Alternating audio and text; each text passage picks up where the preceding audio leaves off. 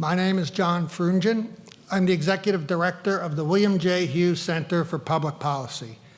The Hughes Center is committed to providing opportunities for students and the community to engage on important public issues. If you appreciate the work of the Hughes Center and would like to support us, please visit us online at stockton.edu/Hughes Center. I would like to ask Dr. Harvey Kesselman, President of Stockton University, to give welcoming remarks. Thank you. Oh, good morning. Good afternoon. Thank you, and welcome distinguished guests, alumni, elected leaders, members of the judiciary and legal community, the Stockton Board of Trustees who are here with us today, our foundation board, and of course, Stockton students, faculty, and staff. We are delighted you are here today with us as we host a conversation about White House legal, judicial, and political issues with former White House counsel Don McGahn. Stockton University's William J. Hughes Center for Public Policy is committed to fostering civil dialogue and civic engagement and exploring important public policy issues of our day.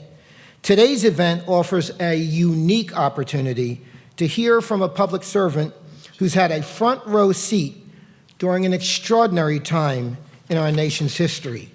I'd also like to thank Mr. Bill Hughes, Jr., an attorney with the firm of Porzio, Bromberg, and Newman, and the son of the Hughes Center's namesake, the late Ambassador William J. Hughes.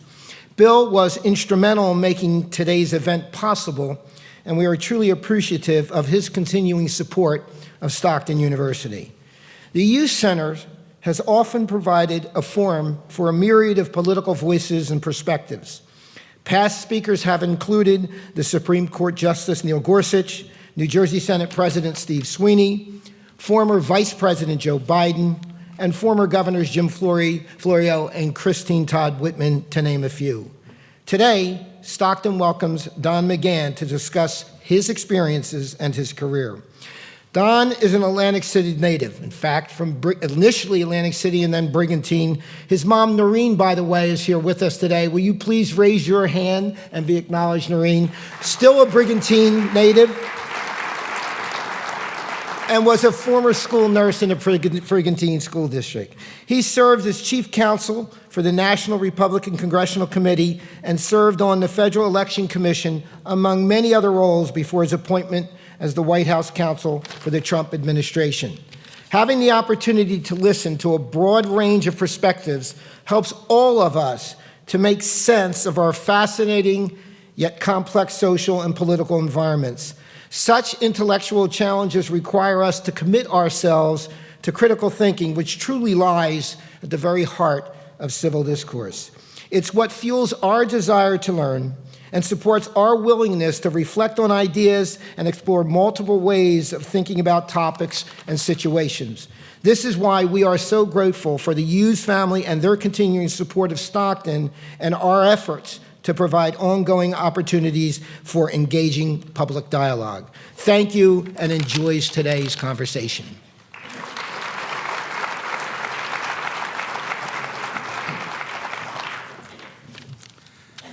Bill Hughes is an experienced litigator and principal with the law firm of Porzio, Bromberg, and Newman, where he specializes in white-collar federal investigations and criminal defense.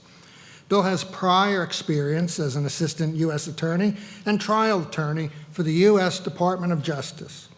Before that experience, he served as a judicial clerk with the Honorable John F. Gary, Chief Judge of the U.S. District Court for the District of New Jersey. Bill achieved his LLM in taxation from Georgetown University Law Center and received his Juris Doctor with honors from Rutgers University Law School. He obtained a Master of Arts degree from the Eagleton Institute of Politics and Public Policy and a Bachelor of Arts from Franklin and Marshall College. Of course, he is the son of the Hughes Center's namesake, the late Ambassador William J. Hughes. Bill, I really appreciate your participation today. Bill Hughes.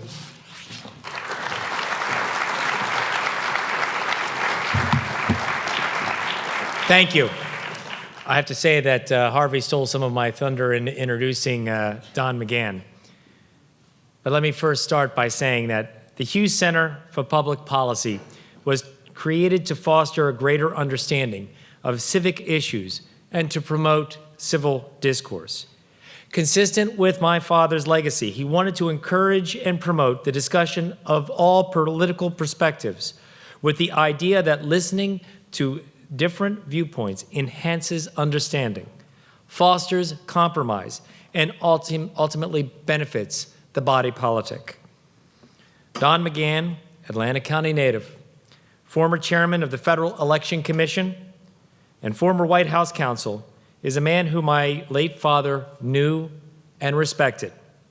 He and my dad had long conversations in the past couple of years, and what they talked about, I don't know. And I didn't ask. But my dad told me how proud he was of Don for his honesty, for his courageousness, professionalism, sense of duty, and his patriotism. Indeed, high praise from my father, who was very concerned over the bitter partisanship that exists in Washington these days and that has paralyzed our government. As Harvey has indicated, Don was born here in Atlantic County, raised in Atlantic City and in Brigantine, the son of Donald and Noreen McGahn, and Mrs. McGahn is here tonight. Thank you so much for coming today. He graduated from Holy Spirit High School, from Notre Dame University, and received his Juris Doctor from Widener University and his LLM, his Master's of Law from Georgetown University. He became an expert in election law, a partner at Patton Boggs in Washington, D.C., and then he was appointed as chief counsel, or general counsel, to the National Republican Congressional Committee. He was appointed to the Federal Election Commission and eventually became its chairman. In 2015, Don, while a partner at Jones Day, was hired to be the campaign counsel for Donald Trump's 2016 candidacy. He played a pivotal role in getting President Trump on the ballots in all 50 states and fighting the rules changes during the meetings prior to the Republican National Convention. Don was then appointed as counsel to the transition team and ultimately to be White House counsel. As White House counsel, Don provided legal advice to the entire executive office of the president, and we will talk today about what he did. But of particular note, Don oversaw the selection and nomination and confirmation of over 107 federal judges, 40 of them to the Circuit Courts of Appeal, and 2 to the Supreme Court. He was in the middle of some of the most contentious confirmation hearings in the history of our republic. And I'm not just talking about Justice Kavanaugh, but many of the Circuit Court nominations were fraught with partisanship. Still, he was the successful architect, and he was the guy that was in the center of changing the face of our federal judiciary. Sometime in 2017 or 2018, Don was instructed by the president's lawyer to submit to interviews conducted by the special master. These interviews, some of them, are detailed in the special master's reports and are currently the subject of litigation. So, and I'll discuss that in a moment. On a personal note, Don is the husband to the lovely and talented Shannon McGahn, an accomplished public servant and now associated with the National Realtors, and the father of two young boys. He is a hockey dad. I have to note that he's also very humble. In 2017, fresh off the success of the confirmation of Justice Gorsuch, Don and his family came to Linwood for their Easter egg hunt. And we were standing around, and a reporter walked up to me and said, "Bill, you were at the White House. That's so cool. I want to interview and find out all about it." And Don is standing right there. And I said, "I'd like you to meet my friend Don." And Don reaches over and says, "Hi, Don McGahn." And the reporter looks at him and says, "Great, thanks. So tell me about the White House." And he looked over at me. I said, "I forget it." Ladies and gentlemen, may I introduce Don McGahn. So before I begin, please understand that Mr. McGahn is a lawyer. And like all lawyers, he has to abide by the rules of professional conduct that govern all attorneys. Under these rules, he owes a duty to all of his former clients, including the executive office of the president. So Mr. McGahn may not be able to answer some of those questions that I ask. If that's the case, Ton, please let me know, and I will ask you in the audience to understand that he is doing what the law requires of him. I didn't hear a word you said. Am I in the popcorn? It's Johnson's I popcorn. know it's. I can see the branding. Have It's good. some. You want some? Well, maybe later. I don't want to get all stuck. It's very tasty. It's sticky too. I understand. You're used to that. I mean, you know. Don't start. Okay. My first question, and it is timely that you're here. You couldn't come at a better time. I hear that a lot. I know. Yeah. And I have to ask this question. A nation is divided. You have some on one side saying it was necessary, almost required. On the other side, saying the actions aren't justified, that it was rash, and that an institution is in jeopardy. And I think the audience would like to know. So I have to ask you, Harry and Meghan, what are your thoughts? It's a tough one. Not as tough as where I thought you were going.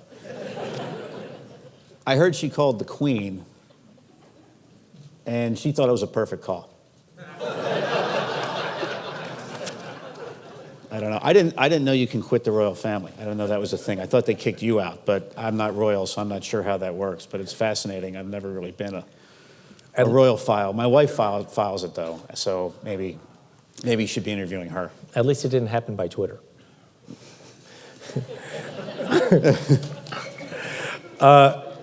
You were born and raised in Atlantic City. Right. Your extended family were legendary Democrats. Your one uncle was a Democratic state senator. Your other uncle was a Democratic power broker, sometimes on the national stage. Right. They knocked off Hap Farley in the legendary Republican political machine that dated back to Nucky Johnson. Mm-hmm. How is it that you're a lifelong Republican? I enjoy liberty. I don't like the government. Okay. But now I'm going to start scaring you. It's a good question. I get that a lot, coming from a family of prominent Democrats. How did I end up where I ended up? My grandfather actually was Republican, and Hap Farley was his attorney. Senator Farley represented a lot of people in Atlantic County, including my grandfather, who was owned his own bar. His sons drifted Democrat. I think John Kennedy had a lot to do with that. I think the way politics were going, it made sense. And my Uncle Joe, who ran for state senate, I think in '71, defeated Farley and undid the Republican machine. Pat was sort of the man behind the guy, so to speak, as a lawyer. He actually did advance for Bobby Kennedy in '68. He was in California, June of '68. Right. And he had done National Convention in '64 that was in Atlantic City, so he was very much a Democrat. I came of age later. I came of age much more in the 80s under Ronald Reagan, and Reagan appealed to me. And I really did not see myself as particularly politically active until later in life. My parents were not part of the political circus that my uncles were. Right. And in a lot of ways, they kept me away from it. Local politics, you latch on to one politician. It's great until he loses, and then you're kind of run out of town on a rail, and they did think that was a good life. So in a weird way, I think I probably disappointed them by going into politics ultimately. But, things happen. So, I came of age later. I think my family became more conservative as time went on. My Uncle Joe was essentially booted from the Democratic Party in the late 70s, even though he was an incumbent Democrat senator. He later ran as a Republican in the early 80s, I think 81. I didn't know that. Yeah, he did. He ran the first independent then as a Republican. I think it was 81. At that point, it was the most expensive election in the history of New Jersey. It was the first to do TV advertising at the state Senate level. Governors did TV advertising, but it was the first real barn burner where people took to TV. On all three channels? And right.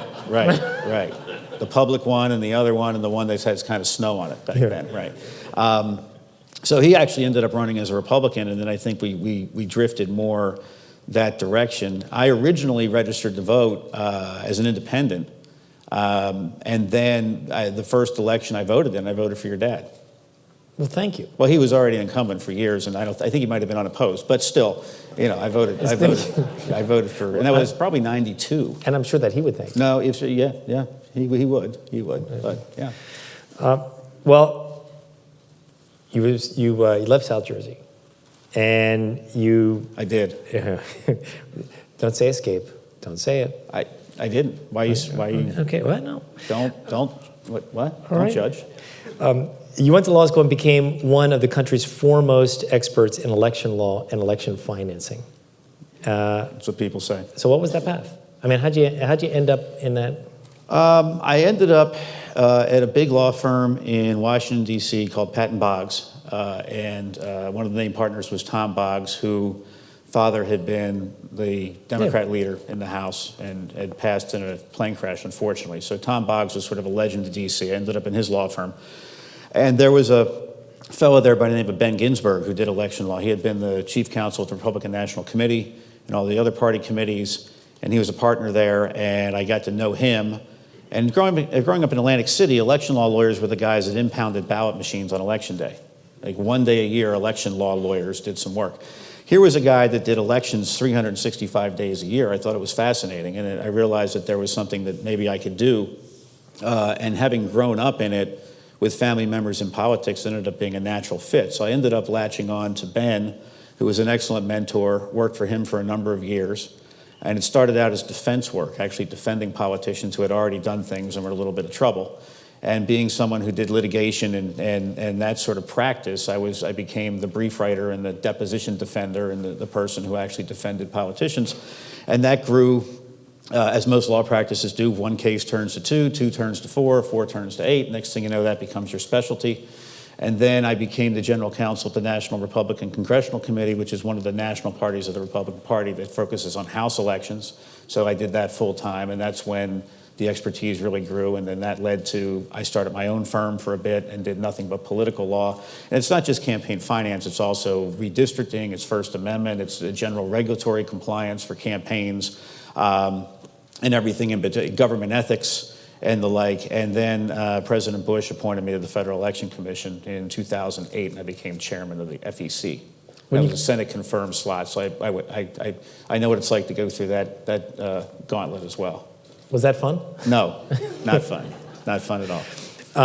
Well, when you became chairman, did you believe that you had a mandate? I mean, did you believe that you had a mission to do something?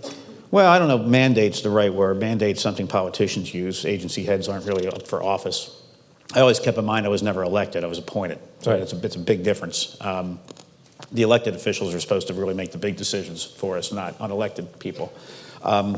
But the mandate, if there was one, was really coming from the courts. The Supreme Court was starting to strike a lot of what was called McCain-Feingold, which was a campaign finance reform law passed in the early 2000s. And there were already a couple cases that had begun to chip away at it. And lower courts were chipping away at it because some of it was pretty unconstitutional. And when I was at the FEC, a case called Citizens United came down.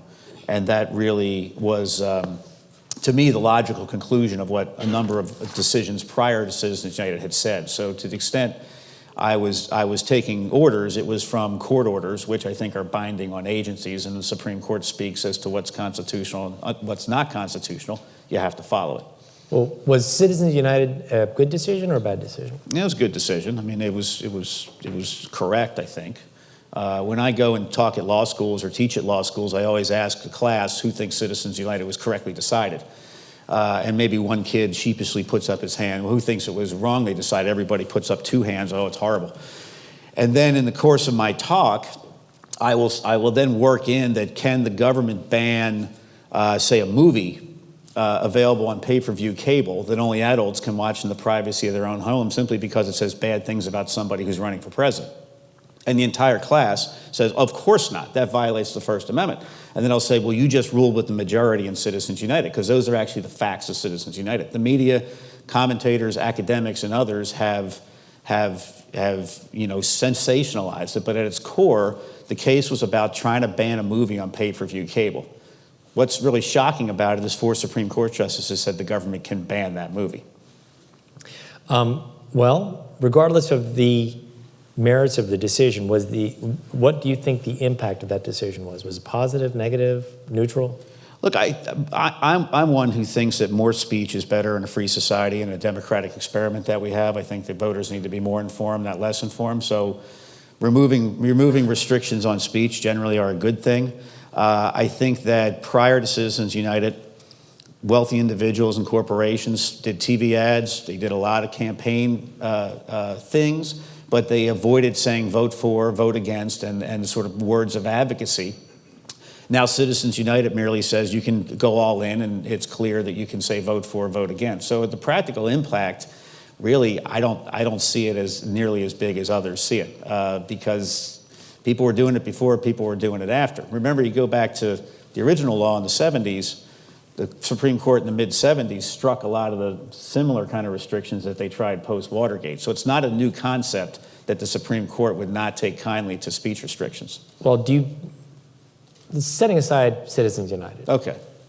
do you see the role of big money in election as a systematic problem or as an acceptable form of political speech? Or do you have another perspective? My perspective actually is that we are evolving out of the idea of big money buying a bunch of TV ads and really doing much to influence voters. That was the norm and the perception 10, 15, 20 years ago. But the internet has really leveled the playing field, right? Yeah. Now, it's no longer the rich guy with the printing press who controls what people hear. Everyone, in a way, is their own version of a journalist, and everyone kind of has their own printing press because of the internet. So it's much cheaper now to get your message out if you're a candidate. Things are still very expensive. You ran for office, you know this. But as time goes on, I think the leveler has been the fact that people are moving away from TV. Secondly, how many people really watch TV anymore and watch all the ads? A lot of people DVR shows, a lot of people watch things on Netflix. So this massive media buys that people used to do just don't get you the bang for the buck they used to get. So I think at the end of the day, we're growing our way out of the idea of the rich guy buying the bigger megaphone. It would be buying the bigger megaphone on television and direct mail. But now you have such the thing as micro-targeting. Right. You have the efforts to utilize the data on Facebook and other social media to try and reach voters through fake accounts and the like, and through basically social engineering. And some of that costs big money. And using a dark money shield, you don't know where that's coming from. Is that something that we should be looking at and we should possibly be regulating or somehow keeping an eye on it? You baked a lot into that one. I did. A lot in there. Anonymous speech, you got all kinds of things. Whenever someone brings that up, why not? Why not? Yeah, come on. It'll help. That's not as sticky. That's not as sticky as your question. There you go. Very good. I understand that. That's pretty good.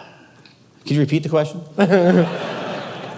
Now, look, if you go back to the founding of the country, Publius, right, anonymous Federalist Papers. So the idea of anonymous speech in and of itself is not something that that really concerns me that much. Now, you have distorting influence of money and that sort of thing, and those arguments have been going on for a long time.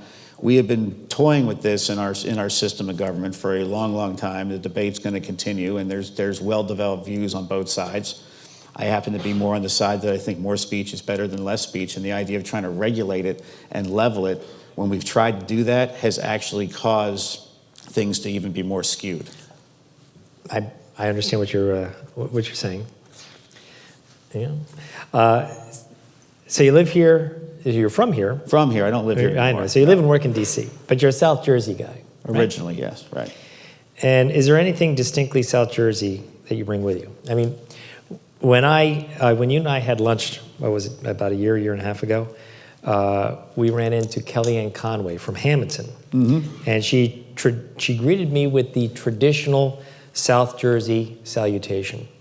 What the hell are you doing here? Do you bring anything South Jersey to your job? My native tongue is sarcasm. Can't shake that, right? Sort of the part of the culture here, I guess. Okay. We have a certain sense of humor. We do. I understand that. Well, how is it that you ended up representing Donald Trump's campaign? That's a good question. I get that one a lot. I had gotten to the point in my career where I would be one of the sort of people you would call if you're going to run for high office. So I had enough campaigns under my belt, enough representations that I was fortunate enough to be one of the people that a lot of campaigns reached out to. And I had a client, actually Citizens United, and the head of Citizens United Dave Bossie and I were talking one day, and we were handicapping who may run, who may not run. And Dave said, "What about Trump? You might like Trump." And I said, "Trump? Is he even Republican?" "Oh, yeah, he's conservative. Yeah, you guys would get along." I was like, "Well, okay. You sure?" He said, "Yeah, you know what? I know him. Let's go meet him." I said, "Okay, we'll do that." So I went up. I was arguing a case in the Southern District of New York for Citizens United. And afterwards, I went to meet Mr. Trump, and we kind of hit it off and talked a little bit about family and little things. And I got a call to come back and see him a couple more times. We talked more about politics and his views on the world. At that point, I had a view, still do have the view, that the parties have really de-aligned. The usual issue sets that elect people to the presidency on either side of the aisle have really decoupled from the norm, and that for a Republican to win the White House, it would not have to be the same old religion that Republicans have been offering. And there are a couple books I had read, one from a guy named Hendrick Smith at the New York Times, another one by Charles Murray. I think that one's Losing Ground, one from the left, one from the right, but they both were talking about how most Americans were feeling kind of left behind, left out, and the like, and that no one was really speaking to it. And when I met Trump, a lot of what he instinctively was saying would resonate with that. So I had a lot of data that backed up what his instincts were saying, and I thought, you know, this guy could actually win. And part of when you're representing campaigns, you like to pick winners. So I got to know him, and then when he decided he was really going to seriously explore it, I set up that operation, and we became a candidate. I was counsel to the campaign, and here we are today. So I thought he could win, and at the time in Washington, everybody thought I was nuts. I mean, I've been known to throw my career away about every 18 months representing different politicians, and I'm still going. And at that point, people thought, why are you bothering with Trump? Why aren't you doing, you know, one of the more regular candidates? And I said, because I don't think one of the regular candidates has a chance of beating Hillary Clinton, but I think Donald Trump does. And people thought I was cuckoo, and here we are. Well, it's Still might be cuckoo, but yeah. Right. Do you really want me to answer that question? Well, he did win. That's true. And there we have it. Here we are. But in the former, along those lines, Yeah. in the former Trump Taj Mahal, there was a bar called Patty's Saloon. Apparently. Which was I never named, really was in that property, so I worked at the Sands as a lifeguard. I couldn't afford going down to Taj Mahal. I understand that. But that was named after your uncle, Patty McGahn. And he was casino magnate Donald Trump's lawyer for a very long time. Mm-hmm. And then he wasn't, just like that. Then there were the lawsuits. Patty sued for fees. Donald returned fire and sued back, alleging that Patty overcharged him on his fees. It was not just businessman Trump's modus operandi of turning on his vendors and people who worked for him. It was against your extended family. Did any of that register in the back of your mind when you received a call asking if you wanted to work for the Trump campaign? Well, it wasn't really a call asking if I wanted to work for the Trump campaign. But the concept, it's coming up, and you ever think in the back of your mind? Look, I got along with him, and you know, at the risk of being sort of crass, I mean, I got paid. I did fine. Okay. And you know, there's three sides to every story. You know, each side, and then sort of somewhere between is the truth. And I you know, at that point, Pat had passed. He had told me a little bit about what happened. I was too young at the time, as were you, to really remember the details. So it really wasn't my concern. But you know, it really goes back to, for those who are really into the history of Atlantic City, there was a helicopter crash where the Trump helicopter crashed, and the folks who had been Trump's managers passed away. Right. Pat litigated the case. Trump trusted him with the case. The new management came in and clashed with my uncle, and they were the ones that really accused him of you know, overbilling, and they didn't pay him, and they were complaining about him all the time. And you know, that happens. So it's one of those things. And oddly, though, when I first met with Mr. Trump, it wasn't until much later on, Washington Post actually had a profile on me where they were the first ones to bring this up, and apparently it was news to everybody. And he said, wow, and he just was very praiseworthy of my uncle and said, man, he was tough. He was a tough Marine. You know, he was the best thing I ever had in Atlantic City, and just poured it on thick. So that told me, my instinct, that it was really more between the management of the properties down here and my uncle, not so much personal with Trump, was probably correct. But you know, that's a different generation, a different time, and I'm a different guy. Well, as the counsel to the campaign, what did you do? What were your responsibilities as a Well, campaign lawyers have to pay attention to a lot of different things. Candidates have to do everything from get on the ballot in all 50 states to filing personal financial disclosure forms, disclosing their finances, to complying with campaign finance laws. All the material has to be reviewed for compliance for everything from campaign finance to copyright to if you're doing mail, postal rate law, telephones have telephone laws. So you have to be knowledgeable in a lot of areas to actually do a campaign. Then for presidentials, you have delegate selection, which is the convention process. The lawyers tend to run that, and that was done by my folks. So it's a very complicated thing to do, and it's not the sort of thing that you do really anywhere other than for a handful of clients every 4 years at the presidential level. But every campaign, to a certain extent, is the same. So it's the same basics of getting on the ballot, raising money, spending money, and then if it's close, you have a recount. If not, you declare victory, or you move on to the next one. Well, tell us about election night. Well, election night was a long night. I had thought we had a shot. Hillary Clinton going to Texas kind of told me we had a shot because she was not paying attention to the upper Midwest and sort of the what we call the Rust Belt of the country, and Trump was surging there. And I remember it was probably 2, 3 in the morning that it became clear it looked like Trump was projected to win. As a lawyer, we had our own operation that was separate and apart from the party going on upstairs. We had a whole team of lawyers and operatives tracking everything. We had people on airplanes, people in different states. We were preparing in case there were recounts. Turns out, people forget this, there were 3 recounts in the 2016 presidential election, fully litigated statewide recounts, Pennsylvania, Michigan, and Wisconsin.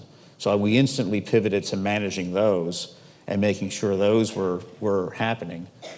So election night for a lawyer is never really a celebration. Of all the campaigns I've done, all the politicians I've represented, I've never been to a victory party. I've always been in a back room somewhere preparing for the worst and assuming that something would go wrong, we'd have to go to court the next day. So you never went to the victory party? No. No? Okay. Nope. No. Watched it on TV. Governor Christie was there. He carried the mantle for New Jersey. Did he have that stunned look? No, he did not. He was excited. Chris was excited that night. Okay. Yeah. Everyone's excited. It was Meanwhile, I was panicking that there were going to be recounts and, where were the ballots and what was going on in this state and that. Just because the media projects a winner, there's still a whole underbelly that goes on post-election. There's canvassing of the ballots, there's challenging ballots, there's something called provisional ballots now. Used to be that if you weren't on the voting rolls and you showed up, you just couldn't vote. If you didn't register to vote by a certain date before the election, you couldn't vote. Now, much more flexible, people have much more opportunity to vote, and now if you're not on the rolls or there's a mistake, you can still vote a provisional ballot, and then the fight is over whether they count, and that's fought out after the election. So sometimes elections you think are decided, but then there's a whole pile of ballots that haven't been counted yet. Well, you ought to move back to New Jersey. You could vote forever. Sometimes twice, so I hear. How did you end up being White House counsel? President-elect asked me. It's really just that simple. It's not a Senate-confirmed position. He picks it. He gets to pick his core team. And he decided that I should be his counsel in the White House. There's no application process, no TV show. Yeah, but like how soon? Was it victory night? Was it? No, it actually wasn't. It took a little bit. It wasn't really till right about Thanksgiving weekend that it was announced. The assumption was it was going to be me. There's a transition operation that actually happens before the election. There's various charts and that kind of thing, mapping out who would be who. And all the charts, I was sort of slotted in to be White House counsel. Now, were those? But no one bothered to ask me for a couple weeks. Wait a minute, but originally the transition was Chris Christie. Chris was and then he wasn't. Well, he wasn't. I mean, Trump won, and then he shifted it over to Mike Pence, who was going to be the vice president. That was already decided. There's a lot of books and reporting on what happened, and you can believe whatever you want to believe. There was a transition within the transition. Right. Okay. Right. Okay. But I was a constant. You were a constant? Apparently. Okay. And so, as White House counsel, right. So, please tell people what you do. Well, the counsel to the president is a position that dates back to I guess, FDR in the New Deal. First White House counsel was a fellow who was a state legislator and then a judge in New York. And originally, he was essentially the speechwriter. The lawyer was the man with the pen, and he was a man with the turn of phrase. And apparently, the first White House counsel was the guy who coined New Deal. He wrote the kind of New Deal speech. Day which lives in infamy. That was the, his kind of speechwriter. Right? The White House counsel wrote that. Yeah, White House counsel did that, and it was kind of one person. And back then, the Attorney General was seen as sort of the president's lawyer, and all the legal work was really done out of the Department of Justice. That was the norm for decades. Kennedy's White House counsel was his speechwriter. And there was a fellow named Clark Clifford under Johnson, who was much more of a lawyer than speechwriter. But even then, it was still the Attorney General that did the work. All this changed with Watergate, and we don't have to revisit that here, but the White House counsel got caught in his own problems, and the Attorney General had his own problems. And post-Watergate, there was a big push in Washington for DOJ to be much more independent of the president. So post-Watergate, the White House counsel kind of filled the gap that occurred between DOJ and the president when it came to giving legal advice. So it evolved into a role where you're essentially the principal legal advisor to the president, and in theory, the last signature on something for legal sign-off before the president acts. It varies in different administrations how much role the White House counsel has, but the real first modern White House counsel was a guy named Fred Fielding under President Reagan. He had the job for about 6 years, and he really sort of is a role model for how it functions. Your principal job is advising the president on his powers under the Constitution or statutes. It's not doing personal law. It's not worrying about his will or his estates or that kind of thing. You represent the president in his capacity as president.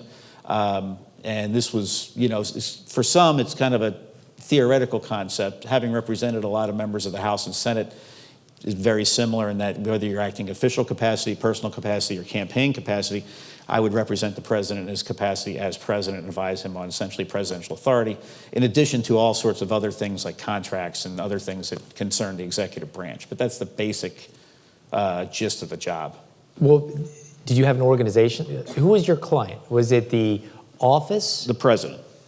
So it was the president, whoever that may be. Capital P. Well, right, but the only one picked me, so right, it was that person, right. I mean, I like to think like George Washington was my client, but right. You represent the president. One past White House counsel told me you're sort of the institutional conscience. You have to think about past precedents, what the future precedents will be, and you have to act kind of not in the heat of the moment, but you have to think more long term and think about you're really speaking for the presidency as an institution, not the particular man. But the reality is a single man is the president. So the president, capital P, is the client. Okay. And what about the executive office of the president? That also, you provide legal for that. You also help the White House staff with their ethical obligations and things. There is a separate legal office that's actually the executive office of the president has its own general counsel who reports up to the White House counsel. Okay. So there's a White House counsel's office varies between maybe 25 lawyers to 50 to 60 lawyers, depending on how busy the workload is. I started out with about 25 lawyers that answered to me in the White House counsel's office. There was about 10 in the executive office of the president's legal office that reported to me, and then all the cabinet officials have their general counsels and legal staffs, and they sort of dot line, we call it dotted line, to me for sort of legal support and decisions if there was sort of a disagreement among the lawyers in the administration. Oftentimes the White House counsel breaks the tie. Well, so you handle ethics, HR issues, Right. Security clearances, Right. The executive orders. Right. You're the last sign off. Right. Do you actually draft the executive orders, or does Not somebody really. else draft them? No, it's not really. Usually they come up from the agencies and the cabinet official that has the subject matter expertise in that. Usually they draft it, and then it goes through a process where it goes through an interagency process and everybody kind of weighs in. The White House counsel is not sitting there drafting executive orders usually. Right. There are times where you do. There are, Right. short ones, and there are things, particularly on the national security side, where things are on a need-to-know basis. Sometimes you do end up drafting the documents yourself because it's not the sort of thing you want to tell the whole world about before you do it. I remember during a time when there were issues regarding the security clearances, questions regarding ethics of certain individuals, and everything else. But I remember you talking me about one day about something that you were complaining about, and that was the contract for the White House Easter eggs. Yeah, it was a tough one. We had the Easter egg hunt, Easter egg roll, and there was a day where something was going on internationally, and I had to look at the Easter egg contract, and we had some edits, and then I had to go down to the Situation Room to do, sort of grown-up stuff, and the poor person doing the Easter egg contract was just cursing my name, couldn't find me, I must be slacking, So that's the interesting thing about the job is you go from worrying about, Easter eggs to the most sensitive national security issues in the blink of an eye. Not to diminish the Easter egg thing. It is a government contracting process, and every year there's always somebody who tries to, make a little too much on the eggs. So you have to be careful with that. Of course, we have Atlantic City, we all laugh at that, but it's not funny to get caught. That's no yoke. That's. Oh boy. Thank you. Don't thank me. I do weddings, bar mitzvahs. Right. Second show at 9. Cash bar though. Come on back. Remember your servers. Is Twitter now an official vehicle for policy statements of the president? It can be. It can be. His is a personal feed. But legally, to really bore everybody, it's actually maintained for purposes of the Presidential Records Act. This was a law put in place after Watergate, where records of the White House and the executive branch are maintained. They ultimately go to the archives, and someday they're released. So the Twitter feed is captured, and even if it gets deleted, it's still memorialized for the future, and the archives will decide what goes public and not public. There was some litigation over it, and a court decided that because the president did use it to make certain public policy announcements, he couldn't block various users as like regular Twitter users can do. So it's kind of official, but it's technically a personal one, but it is compliant with the applicable federal laws that apply to any other federal record. Well, when you became White House counsel or at any time during that, do you ever call up any of the prior White House counsels? All the time. And say, is this normal? What do I do? Sure, and I think my predecessors did too. I had a great group of prior White House counsels who were very helpful, and I thought that they gave me good advice going in, and it was good to have them close by, and I would stay in communication with them, both sides of the aisle. That was my next question. Democrat? It's one of these things where if you're thinking about the presidency, you'll want to know different points of view and how different people did the job. And when I got the job, what I did was I went around and met with some of my predecessors, and he hates when I say this, but the first one I met with was Bob Bauer, who was Obama's White House counsel for a bit and also his campaign counsel. I've known Bob forever.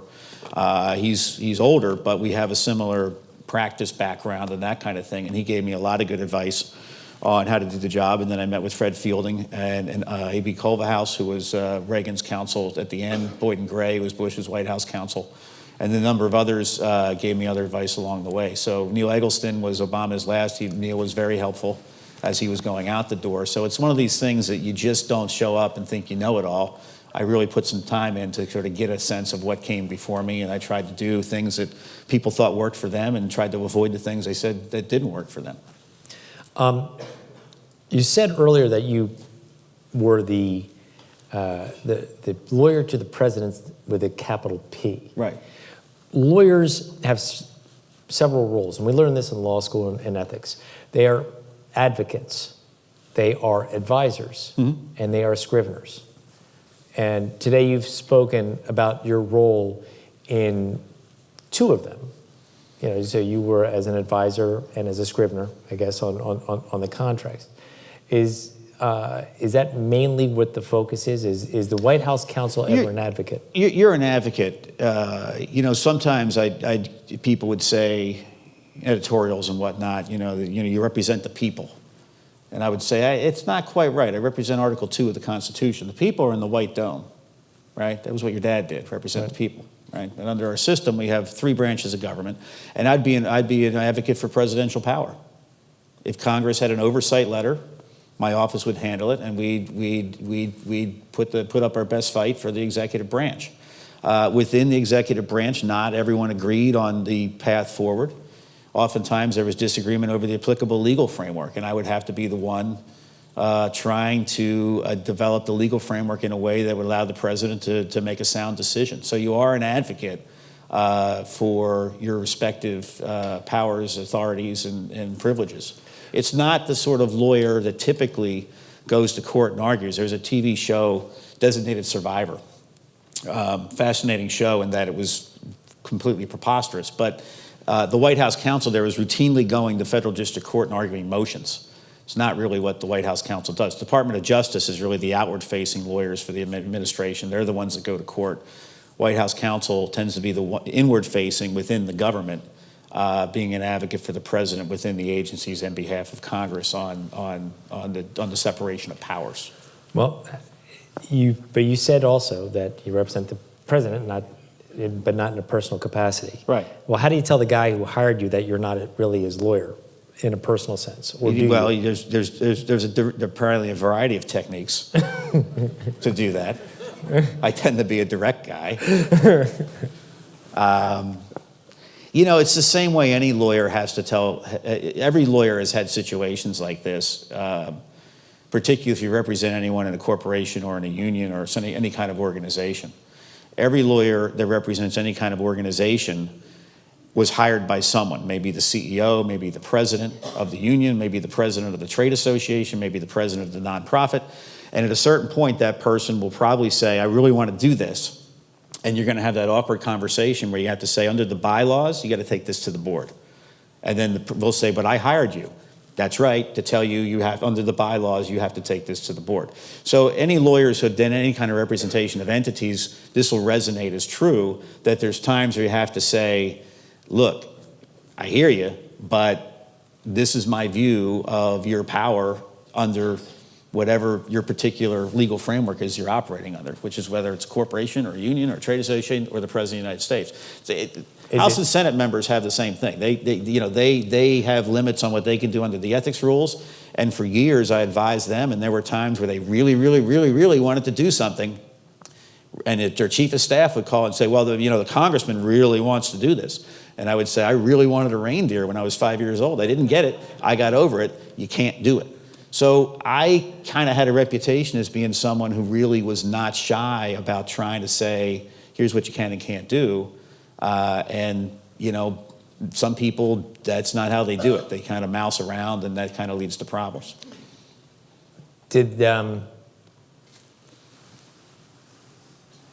Was your ability to be direct, were you ever afraid that, hey, look, they may not like what they're hearing and I'll be out of a job? Look, I've been in D.C. since 1995. That's every day. That's every day, representing people in the political fray, whether it's an elected official or their consultant or their chief of staff or their pollster. My whole career has been saying it's probably not the way you want to do that. Now, what I try to do is then say, look, I understand where you're trying to go. Let's try it this way. You just don't want to come in and say, oh, no, can't do that, right? And the thing about advising the president is that under Article 1 of the Constitution, which is where Congress kind of is born, that's one of enumerated powers. It lists what they do, right? Taxing power, right? Copyright, right? List. Executive power does not have a list. It's executive power, whatever that means. And that has been something that has ebbed and flowed for over 200 years, and it's been a constant battle between the Congress and the president and the court, Congress and the courts, and it's just part of that fabric where there is no manual on the shelf in the White House that gives you the right answer. So you have to kind of, do the best you can. So, it's one of these things where a lot of it turns on your view of the Constitution and presidential authority vis-a-vis the other branches, and part of the calculation is what other branches are going to say or not say. So it's not as simple as just reading, a will and saying, okay, well, Joe gets this much and Pat gets that much. There's a lot more to it when you're advising, the president. And I get that. But presidents who tend to be, as a whole, forceful personalities. They are. They wouldn't be president. Yeah. Something special about someone who gets up and looks themselves in the mirror and say, I'm going to be president of the United States. I've never done that. Have you? No. I mean, you said I can be a congressman.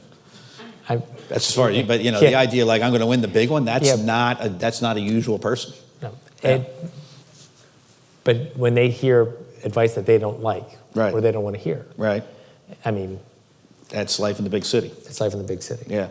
Well, in providing advice, should political considerations play any part in providing legal advice to the president? The correct answer is no. You should just give the legal analysis. But part of the legal analysis when it comes to constitutional law, particularly when it comes to dealing with the Congress, has to factor in political considerations. You have to think about the personalities. What are they going to question? What are they not going to question? And is that politics or is that law or is it a hybrid of the two? I think it's a hybrid of the two. The lawyer shouldn't be playing politics, right? The lawyer should not be a policymaker of the sort like the Domestic Policy Council is and getting in there, giving their advice on what the tax code ought to say. It's not the role of the lawyer. The role of the lawyer is to give the legal advice. Example, on the trade issue, right? There were people in the White House who are more, or, who have one view. Another group has another view. The thing I'm proud of is that both camps thought I was their guy. They thought I agreed with them because I was just trying to call the balls and strikes, but I was not in there putting my thumb on the scale, cooking the law to favor one side or the other. Policy folks have to fight it out. President makes a decision on that. That's not the lawyer's job. The lawyer's job is to say, look, you either have that authority under the statute or the Constitution or you don't. And you're not supposed to play it. If people think you're playing politics with your legal advice, they stop listening to you as a lawyer. And then you just become another voice in the room. And then things tend to go south from there. Well, how would you describe your legal philosophy or your approach to the law? That came up once. I had someone actually say, I don't understand why you're involved in this. You're just a lawyer. And I said, well, because it's government, and government is one of laws, and the governing legal framework is really important, and that's why I'm involved, and the policy choice is not mine. And then I said, look, at the end of the day, you have a president who ran on, in part, a certain kind of judge, a certain kind of judicial philosophy. Remember, Justice Scalia had passed, there was a vacancy, and President Trump on the campaign trail talked a lot about the Supreme Court. He put out a list of potential people he'd put on the Supreme Court. And I remember in a meeting, I said, it should not come as a surprise that the White House counsel's legal views is going to be very similar to that of people named Scalia and Thomas and Alito and Roberts and Jackson and Rehnquist. And you're probably not going to have me come in and say, I think Elena Kagan's right on this one. So my views reflect those of the first group of names that I mentioned, and that's kind of how my style of reading law and reading the Constitution. Well, you are a member of the Federalist Society and Yes. considered one of their heroes. Well, if you say so. What is it? Federalist Society is a group of lawyers and law students founded in the early to mid-'80s by a couple law professors and law students. One of the founders was Nino Scalia, ended up being on the Supreme Court. David McIntosh, ended up being a congressman from Indiana, was another one of the founders. And it was a reaction to what was seen as activist judicial opinions that seemed to be more policy-based, not legal-based. So it was a society that was designed to be a counterweight to what had been the conventional wisdom on campuses and among scholars, to try to return reading law to actually reading the law, the text. Comes to constitutional law, really trying to get into the original understanding of what the Constitution was supposed to do. And it's grown by leaps and bounds over the years. I was the president of my chapter in law school and have been a member ever since. And it's much more in fashion now to be part of the Federalist Society, but it's not a partisan group. It does not file briefs in court, unlike the ABA. ABA takes positions in court now. Federalist Society does not do that. They have national conferences. They give continuing legal education. A number of judges come and moderate panels, and they tend to have people on both sides. I remember when I was young, coming to some of the earlier conferences in the 90s, they had the ACLU lawyer up there. They had for a range of people across the spectrum. So it's a lawyer group. You pay dues, and we kind of fashion ourselves as the textualist types. The textualists, and they had a great influence in assisting you in identifying candidates to go on the bench. Right. Well, I'm a member, been a member, so I don't know. I didn't see it as them assisting. I kind of saw it as all one They are me, I am them, and you know, everyone on my team, I think, is a member of the Federalist Society. So it wasn't like it was some outside group that we had to go call and get their advice. We're very much of that school of thought. But yeah, they help with a network, and you get to know people over the years. And a lot of the people who ended up being on the bench because President Trump appointed them were people I had met or someone in my office had met over the years, oftentimes at Federalist Society conventions. So it creates sort of a national network of talent, and so you get to know who's who, and you get older, and next thing you know, Right. Well, we are. We're bleeding into to another topic area, which we're skipping over one, but that's okay. We'll talk about judicial nominations. Okay. Perhaps more than any White House counsel in the history of our republic, you were the architect of changing the face of our federal judiciary. You spearheaded the nomination and confirmation of over 107 federal judges. Over 40 of those were to the Circuit Court of Appeals, and there are only 179 slots.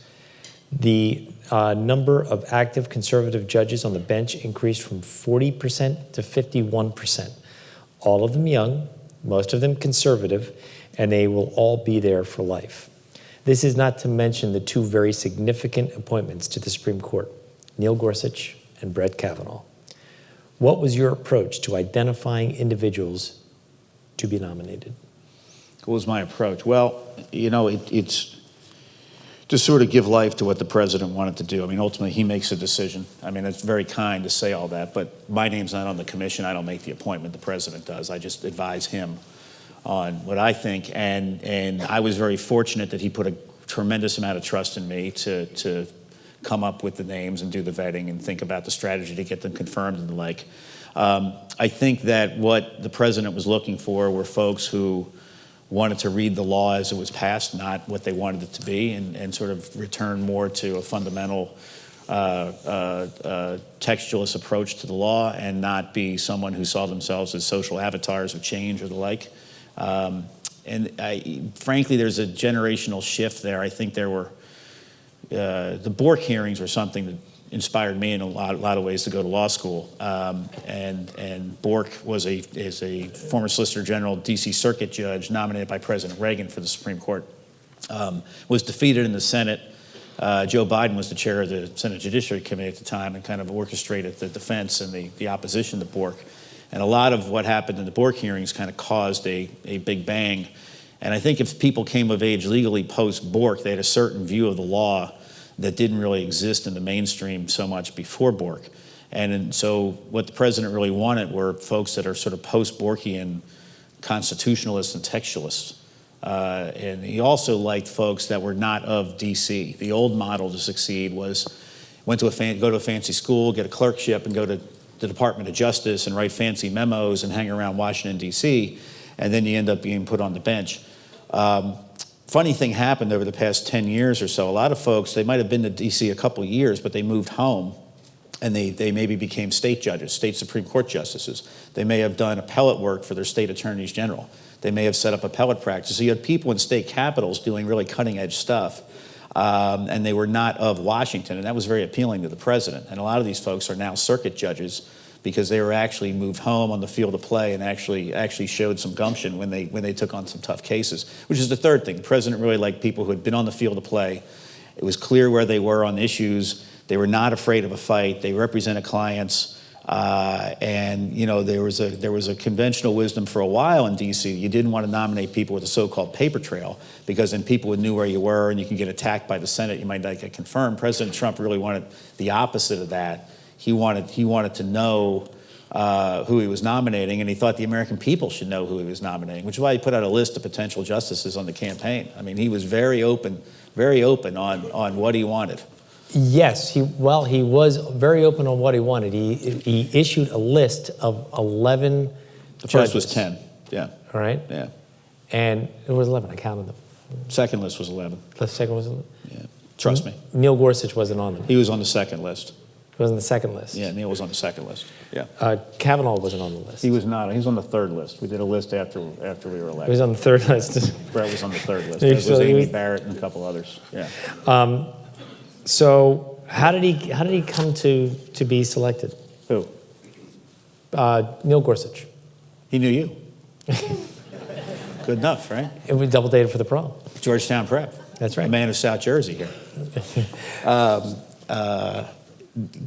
Justice Gorsuch was already well known among lawyers as a very, very smart guy, very good litigator, practiced at a top-flight boutique law firm. He was at the Department of Justice under President Bush and was a known entity. Was put on the 10th Circuit, which is kind of out by Colorado, at the tail end of President Bush's second term, and had a fantastic record as a judge. His writings were superb. When we talked to other people who were potentially in the mix, we asked the question, if it's not you, who would you think is, and everybody else said Neil Gorsuch. Substantively, he demonstrated a commitment to the law, to the rule of law, to the ability to read legal text in a way that resonated with me and others. He also had a very skeptical view of the bureaucratic administrative state. His writings were clear that he thought the elected officials make the decisions in the country, not necessarily the bureaucrats. He was very skeptical of a variety of legal doctrines, shorthanded as Chevron and others, a case about Chevron, where courts defer to decisions of agencies and they don't second guess them. And Judge Gorsuch wrote an opinion where he thought that was probably unconstitutional. It's up to judges to say what the law is and read the legal text, not unelected officials. So that all resonated. And ultimately, he was the best guy for the job. He had the paper trail, great writing, had the intellect, had the credentials, and he looks the part. He does look the part. He does look the part. He is Mr. Rogers. He's like that all the time. Well, you just raised something, and I have a theory. You have a theory. Okay. I have a theory. Maybe we'll prove it or disprove it. I've had a theory for quite some time. When the confirmation hearings were happening, and there was much discussion over Roe versus Wade, and that this judge or that judge or this justice or that justice was being selected specifically that they could get in there for Roe versus Wade. And it was always my theory, and maybe you could prove it or disprove it, that I did not believe that Roe versus Wade played any role in their identification. It was all about Chevron. It was all about their position on taking a strict construction on and paring back the administrative state. That's your theory. That's my theory. Well, is there a question in there? Yeah. Oh, okay. To what extent did Roe versus Wade take? Well, there was a time where I think judges were picked more for certain positions on certain issues, kind of litmus test issues, where they were quizzed on certain particular cases and that kind of thing. We have a judge present tonight who was the cause célèbre over that, and whose the litmus test stopped. If you remember the Reagan litmus test during this judge's confirmation hearings, that was brought up. It was raised. And well, that was then. We tried to take a more holistic view and get a real sense of where they stood on how to read legal text, how they viewed the separation of powers, the role of government versus the individual, and more big picture issues. The view was if you got those right, everything else kind of takes care of itself, because your thinking is such that we know you're going to give us serious consideration to all sides of an argument, and you're going to approach it in a way as a judge would approach it, not someone who is trying to please this constituency or that constituency. So the Senate asked these questions. Did anybody ask you how you would vote in a particular case? So we don't. We never did. So they could say, nope, nobody ever asked me. Senators don't ask, and you get more of a sense of their philosophy and how they approach law. And look, the fact is that things change. Byron White was put on by Kennedy. Sense was he'd be good on civil rights, and he was. He ended up becoming a conservative icon on the court. Democrats said, oh my God, I can't believe Kennedy did that. And White dissented, my recollection is, in Roe. And this happened. Hugo Black was put on by FDR, senator from Alabama. He also became someone who was viewed much more as a conservative because he was very strict on statutory language. Being a legislator, he was very particular when it came to reading statutes. And judges are there for life. The issues change. They evolve, they go away, they come into fashion, they come out of fashion. But the way a judge approaches the law and the way he thinks ought not evolve. He should be a consistent umpire, so to speak, and whatever size of the strike zone he calls should remain unchanged, regardless of how much society changes around it. Well, the confirmation process for Justice Kavanaugh was one of the most contentious and controversial in history. Yes. You were at the center of it. How Well, do you he feel? was at the center, but I was the guy behind him. Yeah, I was the other guy. I was the other guy with the blue tie. You literally had a front row seat. Right. All 50-year-old Irishmen look alike. We're I understand. occasionally confused. Right? How do you feel that how the confirmation process for Justice Kavanaugh played out? How do I feel about? Well, he's on the court, so I like that. Right. How it played out, I didn't like at all. I thought it was really it was a disgrace. It was not how it should be run. To try to spring what was sprung, those kind of allegations at the 11th hour, I thought was not good. It wasn't all that different from what they tried to do to Clarence Thomas, right? I mean, he had gone through his hearings, and there was a accusation at the end there. This was different in that the accusation was regarding alleged conduct that happened long before. You know, I know Kavanaugh. I've known him a long time. We're not really social friends, but I've known him professionally. He actually swore me in to the Federal Election Commission. So I've followed his work. I read all his opinions, big fan of his body of work. You know, he had been in D.C. his whole career. He had been through a million background checks, highest levels of government, had been in positions where people had done opposition research on him. Never an inkling of anything. And then, you know, kaboom. What's amazing is you go and meet with senators before the hearings. Nothing was ever raised. You have confidential sessions where people get to raise questions. Nothing was ever raised. It was only when it became clear that there were enough votes to confirm them that, you know, phase 2 began. So it was really a shame, and it did not reflect well on where we are. And I think the question is this a new norm? Is this how it's always going to be? And I hope not. I hope not. But that was my next question. The fear is that it is. So if you look back in history, let's go back not too far, but let's go back to you know, current Supreme Court justices. People forget this. Justice Breyer was a First Circuit judge before he was on the Supreme Court. He was nominated by President Carter in the early winter of 1980 after the election. He was confirmed after Reagan was elected as a Carter appointee. Now, part of it was he was known to the Senate. He had been counsel to the Senate Judiciary Committee, which was run by Senator Kennedy at the time.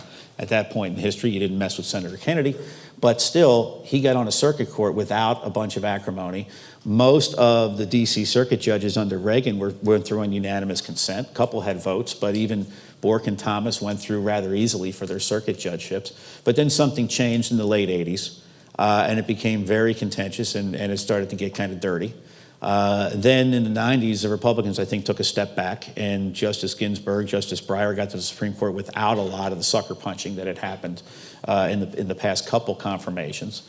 And then in the 2000s, things kind of heated up again, where the Senate started messing with the rules and kind of changing. There was a time where, for Supreme Court justices, there would not be a filibuster. People forget, Clarence Thomas got through with less than 60 votes. But there was what's called a cloture vote, meaning enough senators allowed it to go to the final vote. The Democrats didn't block him on procedural grounds. They let it go to a final vote. That began to change really in the 2000s. Jeffords switched parties. Senator Jeffords switched, and Democrats took over the Senate, and they instantly started locking down judicial selection.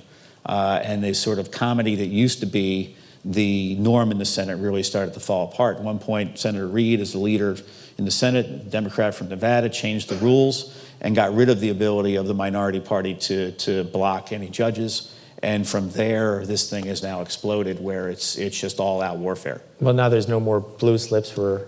Well, no, there is. If there weren't blue slips, you'd have full district judges in New Jersey. Well, and that was... So we don't speak code. Yeah, Blue slip is a tradition in the Senate. Literally, it's a blue slip of paper where home state senators return it to the chair of the Judiciary Committee, and then the Judiciary Committee chairman takes up the nomination. Some chairmen will not take up the nomination unless the home state senator has returned blue slips.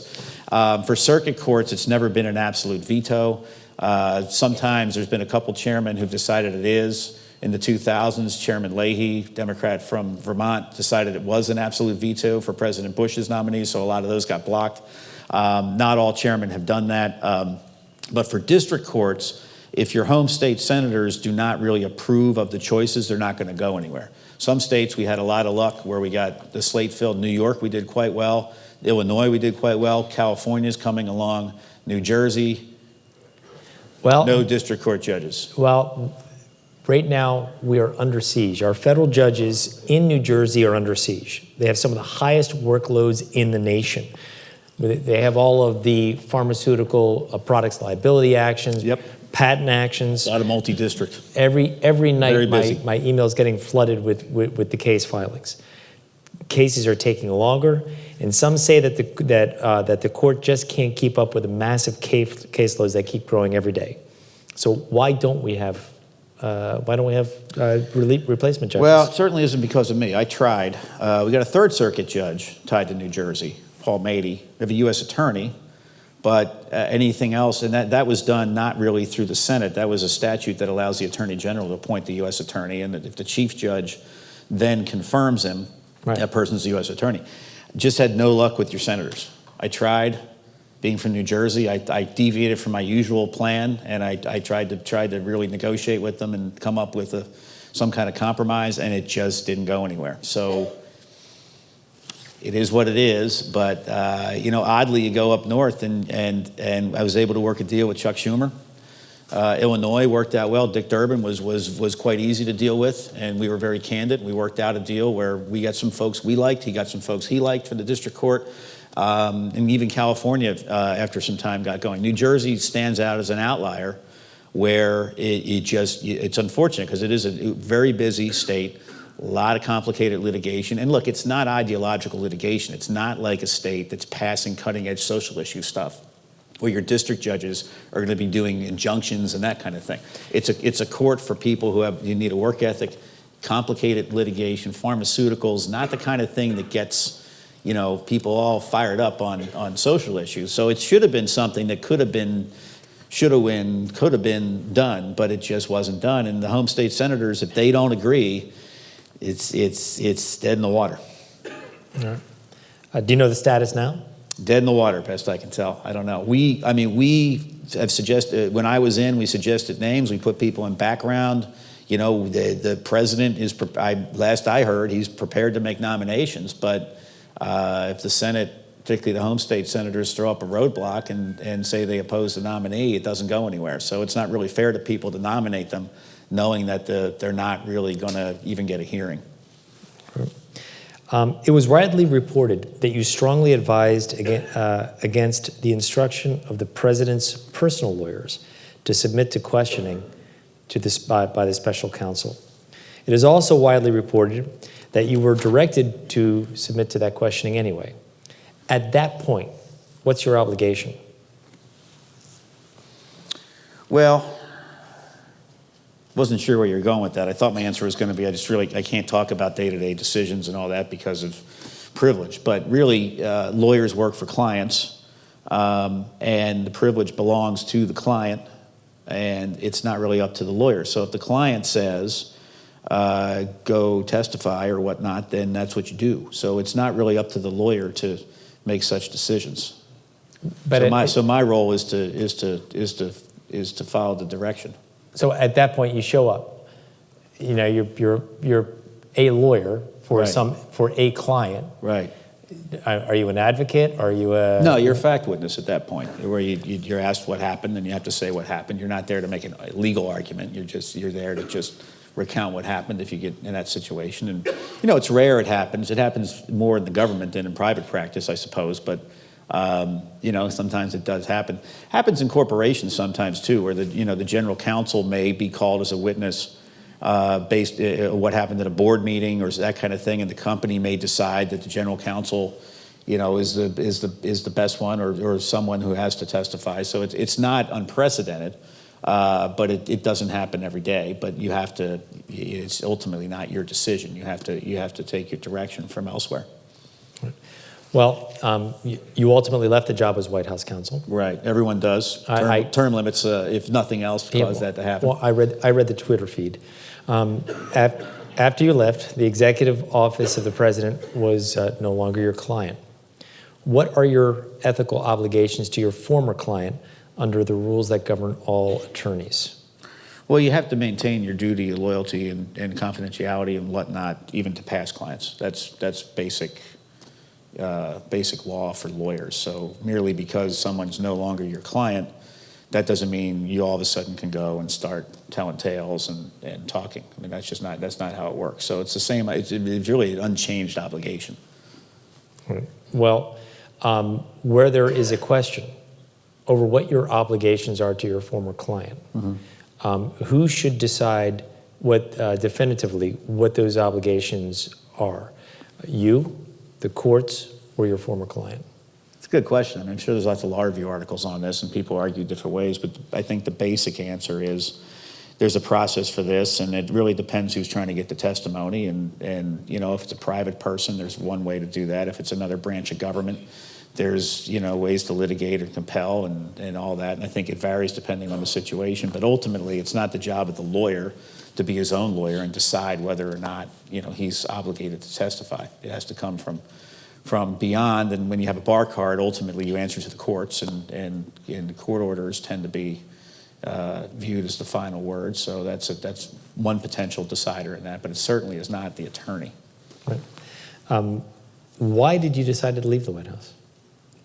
Besides the Twitter feed. Well, the Twitter feed was memorializing kind of what was already out there, already happening. And look, you take these jobs not because you're going to be there forever. There was an old-time consultant that I met when I was young, and he told me, you know, you take these jobs in Washington, your mail's labeled occupant. You're not there forever. There's somebody there before you. There'll be somebody there after you. You try to do what you can while you can. The average tenure of White House counsels is, I think it's about 13 months, because it's an intense job and it's a pretty high burnout job. So I went in thinking 18 months to 2 years was probably what I was going to do, and I did just under 2 years. So it was, I got to the point where I felt like I did all I can do, and it was time to go back and get reacquainted with things like sunlight and things like that, because I'd get to the office before the sun came up, I'd come home long after the sun went down, and I'm already kind of pale, so I wasn't looking too good. Not that I look any better now, but you know, you do it while you can, and then you decide, you know, it's time. It's just I've done what I can. It's time to do something different. We're getting into our last topic area. Your perspectives on D.C. Washington is a bit of a crazy place right now. Do you think that we can ever return to a time of negotiation, compromise, and cooperation vis-a-vis Ronald Reagan and Tip O'Neill? Maybe. It's not going to happen overnight. I think when people are operating from different premises, it's tough to then negotiate on the details. I think there was much more of a common premise that previous generations are operating from, and it made it easier to then negotiate. If we all agree we're supposed to pave the roads, we can negotiate on, you know, how much it's going to cost. I think we still kind of agree we're all supposed to pave the roads, maybe not. But there are issues now where the predicate assumptions are so baked in, it becomes really tough to have compromise. A lot has changed. I used to talk, this is something I talked to your father about a lot, what Washington was like when he was there, what it's like now. He wasn't 100% party line. He always thought about his district, his constituents, South Jersey, spent a lot of time in intellectual property. That's not the kind of thing that really gets you reelected, but, you know, intellectual curiosity as a lawyer, he did a lot of good, updating copyright law, did a lot in criminal law. A lot of Democrats were, you know, not big on law and order and criminal justice reform and the like. But he took the subject matter seriously and did it, and he didn't vote 100% with Tip O'Neill. And that was considered okay. Nowadays, it's a little bit tougher to be someone like that. They're kind of all gone. DC has changed. I understand socially. When I first moved there, a lot more people lived there who actually were in the House. A lot of members, they don't move their families there anymore. That's in a lot of ways healthy. In other ways, it's unhealthy because you really don't socialize with people. And if you socialize with people, I think it's a lot easier to get along with them and kind of see where they're coming from and get their perspective. When you don't see them anywhere other than on the field of play, on the floor of the house, it's much easier to become sort of various camps and that kind of thing. I also think that, and this is something that is probably going to be a little provocative, but the TV cameras being everywhere, I think, has made things much more difficult. Transparency has been great. C-SPAN has been great. Wire-to-wire coverage of every deliberation and House hearing and committee hearing and every Senate hearing is great. But it causes people to play to the cameras a little bit, and it causes people, I think, to then put on a little bit more of a show than they would if the cameras weren't there. The House and Senate used to function a lot more away from the glare of the cameras. I'm not talking about the media is in the gallery, the media is there, they can cover it on a day-to-day basis, but as soon as you make it into sort of a TV show, I think it changes how people behave, and it makes it real tough for people to then compromise because people start playing to the camera. I saw this with Supreme Court confirmations. The nominees go around and meet with senators individually. Those meetings are fascinating, they're substantive, there's a real exchange. Senators are prepared, their staff has prepared them, some senators do it on their own, the nominees prepared. And it's a fascinating discussion that in a lot of ways I wish the American people could see, because it would really change their view of how Washington works, because at that point it's really working. Then when you get into the hearing and the cameras come on and the white lights come on and all that, it's not really a live, it's not really a live show at that point. It's very scripted and stilted. And that happens in legislation too, where people just get out there and they feel like they have to do a certain thing because it's what's expected, and they just can't be real. So if we could, maybe people could socialize a little bit more, maybe they could have more of a common understanding. But when you're, the only time you talk to somebody is in a format like this, it becomes impossible to say, can't we work this out? Well, let's back up for a second. Were you saying that during some of those confirmation hearings, on the pre-meetings with the senators, you would have a cordial and Sure. good give and take? Both sides of the aisle, yep. And then the lights would go on, and then you would have some of these attacks and the like? Sure. Was there any heads up in the meeting? Hey, look, I'm going. Yeah. I mean, the senators are, they're all serious people, and you get a sense of where they're coming from, and you understand they're going to oppose you, so you know how to prepare, and it's a dry run. But they're all civil and for the most part polite, and it's sitting in a small space, and it's much more collegial than when you're sitting in a little chair and there's people up in a big dais and there's lights and all that kind of thing. So it's a whole different environment once you sort of put it into the big stage. Well, quickly, I want to talk about. Remember, there were Supreme Court justices who got on the court without even hearings. I mean, the modern hearing is something that really has been driven by television. Even if you go back and watch the Thomas hearings or the Bork hearings, Thomas Bork, in that era, sat in a chair not unlike this with a table, and the senator sat at a similar table, the same height, maybe to the edge of the stage, and it was much closer. Over time, the Senate has kind of built up its seats, and the nominee seems to be in a kiddie chair, and it just is. It's a whole different dynamic. And it's visually it's impressive, but when you look at older hearings, it's a much tighter environment. And from me to you, it's much tougher to get nasty than if somebody in the third row stands up and starts yelling. Right? Proximity, I think, also breeds a little more collegiality. Well,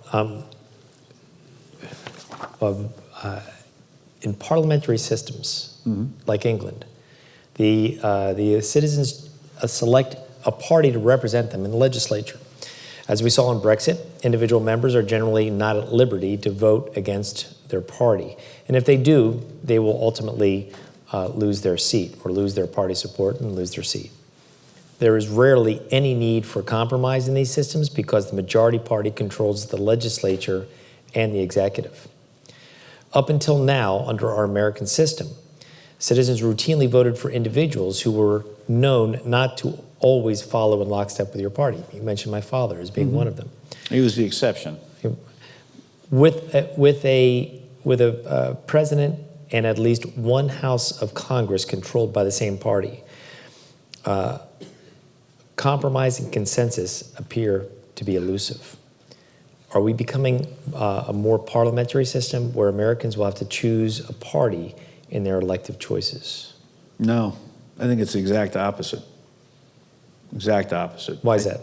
I think you're going to get more in the coalition government where actually neither party is going to really have enough to get a governing majority. In a way, it's similar to Britain in that way. They've already gotten to that point. Okay. And the idea of sort of a party machine dictating how everybody votes, I think, is long gone. And I think what you see are folks being elected on a certain party label, but they're not necessarily going to be, what the party platform is. I think it's evolving. Like I said earlier, I think the parties have kind of decoupled from where they used to be, and they're sort of realigning. And I think that it actually is not. We're not going towards uber partisanship. We're going to more of a system where it's going to continue to fragment in a way. Are you predicting the rise of a third party? No, although we've had those every so often in history, right? I mean, there's Right. always been that. There's always been that urge. Perot in 92. The new Whigs, the new bull moose. The new Whigs. I mean, the one that really had the most impact was, when TR, his chosen successor was Taft, and then Taft didn't really fit TR's mold, and ultimately, TR bull moosed him, and then we got Woodrow Wilson. So the third party idea has been with us and has actually, enacted some significant change. And it, like everything else, kind of goes in waves, but it's never really taken hold in America. I mean, we have sort of a two-party general framework, but what those parties mean has evolved and changed over time, and that sort of thing. But we're in a time now where the traditional party breakdown is not really producing predictable results. So I agree with kind of the gist of the question, but I actually come at it, my answer ends up being the opposite of we're moving to some sort of lockstep system. I think it's actually kind of fallen apart a little bit on the party stuff. And part of this is actually parties have lost control over the fundraising and the money, and now the power has moved away from the parties to other issue groups and the like. So the party no longer has the lock it had on people. When you think about politicians of old, you very much had to work your way up through the system and that kind of thing. And now you can just run for Congress and buy a bunch of TV and win, and you don't really owe the party anything. You may be a Republican or a Democrat, but you don't owe the party anything, right? Right. Look at Joe Crowley, right, up in New York. I mean, longtime Democrat, very shrewd politician, very much comes from the era of party politics, and loses his primary. Eric Cantor, another guy, brilliant guy from Virginia, lost his primary, and this happens from time to time, and we're in that stage. Balance of power, right, between the executive and the legislative. There are some who believe that the executive has broad and sweeping powers that eclipse both Congress and, in some cases, enacted laws. What is the basis for that philosophy?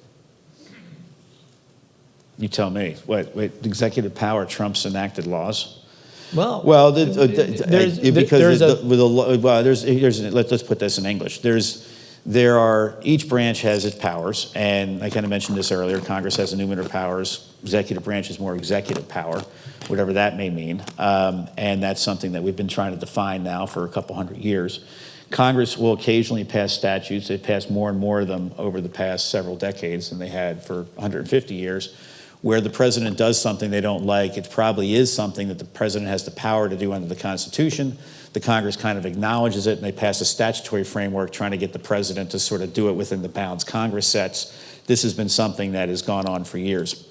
Easy example that has nothing to do with current events, so as to not get everybody all excited, although it kind of does, because it came up as a War Powers Resolution. It came about Vietnam, and that requires the president, if he uses force, to report to Congress, and Congress can sort of rein that in and the like. President has never conceded the constitutionality of the War Powers Resolution. When the president submits the paper to Congress, it's never done pursuant to the War Powers Resolution. The paper says it is consistent with the War Powers Resolution. So that is a sort of this constitutional fight that you see where the president thinks, as commander-in-chief, he has the power to do something. The Congress thinks because they have the power to declare war, they have something. And we've been the branches have been fighting this out. And that's an example where the president thinks his power under the Constitution trumps an enacted law. Well, how about that for landing that one on my feet? You did land that. Yeah. You stuck it. That was great. Yeah. But is it a zero-sum game? So to the extent that Congress has power, does the executive have less power? No, not necessarily. Not vice necessarily. Our history has been one of tug of war between the branches as to who makes the ultimate decisions. Thomas Jefferson didn't think the president had the power to buy land. Then he became president, and the Louisiana Purchase came on the table. And apparently he was very pained, and he decided he actually did have the power. So sometimes, when you're in the legislature, you don't think the president has the power. Then when you're in the presidency, all of a sudden, maybe you do have the power. So this is why we have a system of necessary tension between the branches. I see it as a feature, not a bug. And it's not really a zero-sum game. There's shared powers. There's powers that are clearly one branch and not other branches. And it's part of our democratic experiment of self-government where there is this natural, healthy tension where they have to fight it out. And part of it is it influences voters. I mean, voters matter. Voters think that the legislature should rein in the president, and the political will is there. It's a lot easier for the legislature to do that. If the will of the people is more on the president's side, presidential power is probably going to follow that. But this is not something new. It's been with us for a long, long time. Well, in your opinion, what reforms can be implemented to foster compromise in the future?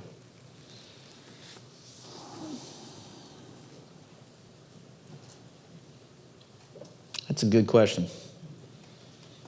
How about bringing back the traditional filibuster? That if you want to filibuster, you got to stay up there and... Well, that's interesting, right? You actually have to stand up and explain yourself. Now you just have to kind of file a piece of paper, and you can filibuster and go to the restaurant, have a nice dinner, and you're filibustering. Right. Right? It sort of defeats the idea of a deliberative body. I think that to the extent that elected officials are actually in the chamber and have to actually engage in the moment, that might help. Now very much done remote on TV from their offices. Staff does a lot of the work, that kind of thing.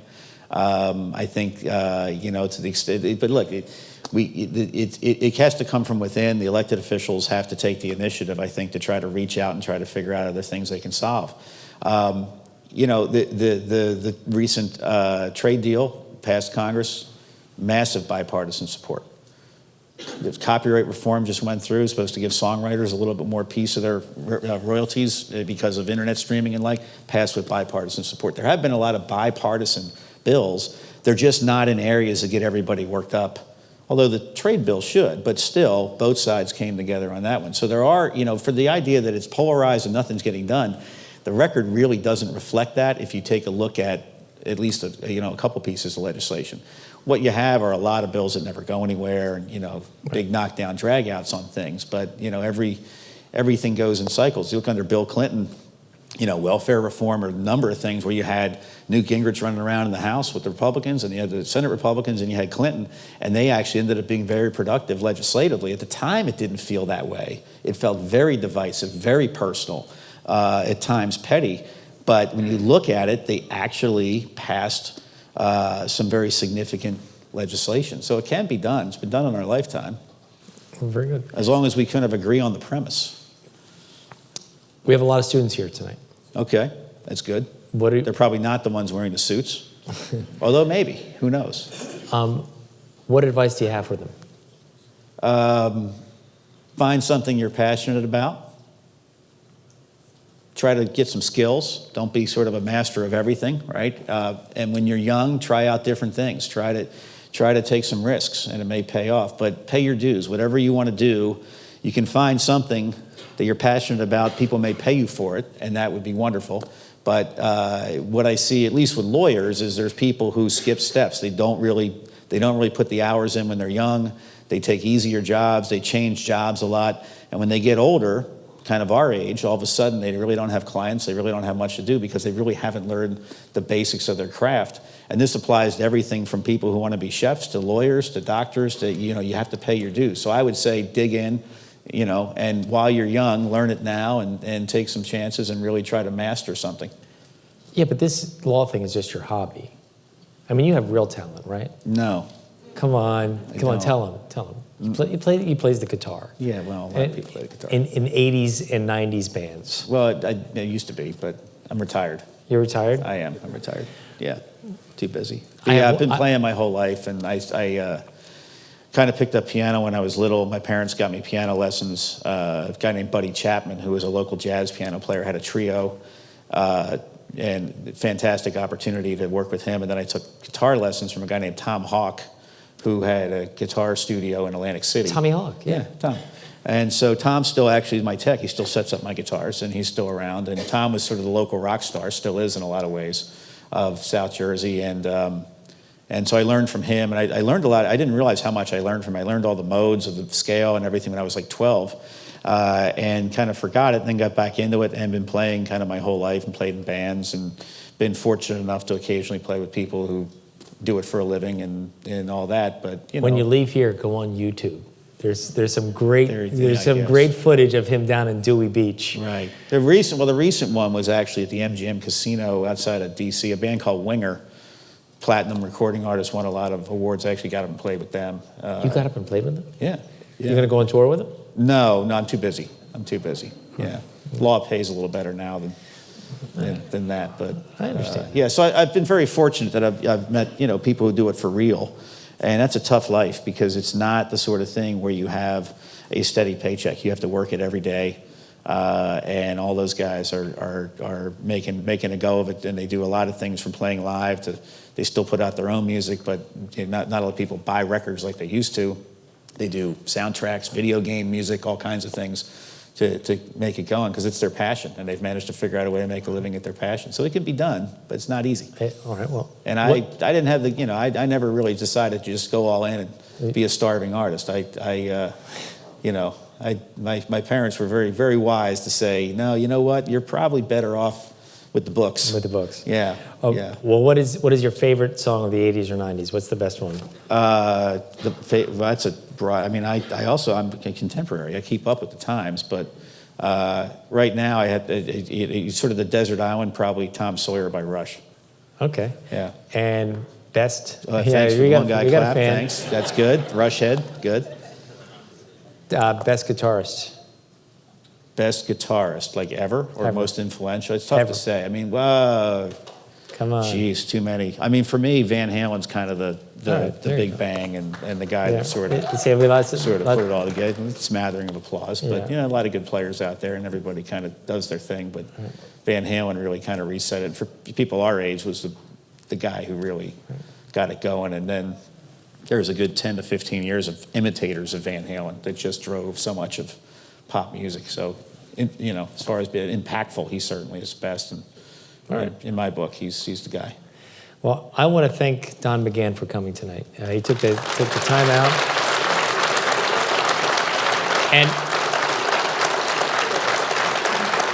And I would like to thank all of you for coming. My sisters and their husbands, Barbara Sullivan, Lynn Hughes and their husbands, Barry Sullivan and Doug Walker, are here.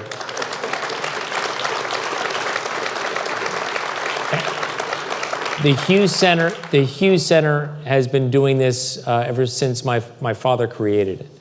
And it is only here through your support. And we can only put these programs together with your help. So I would strongly ask you to consider helping us continue this mission and continue to have these programs and support our community. Don, thank you so very much for coming. Thanks, Bill, for the opportunity. It's been great. Yeah. Thank you. I think that was terrific. Thank you. Thank you both. Thank you for being here, and have a good evening. Don't forget your popcorn.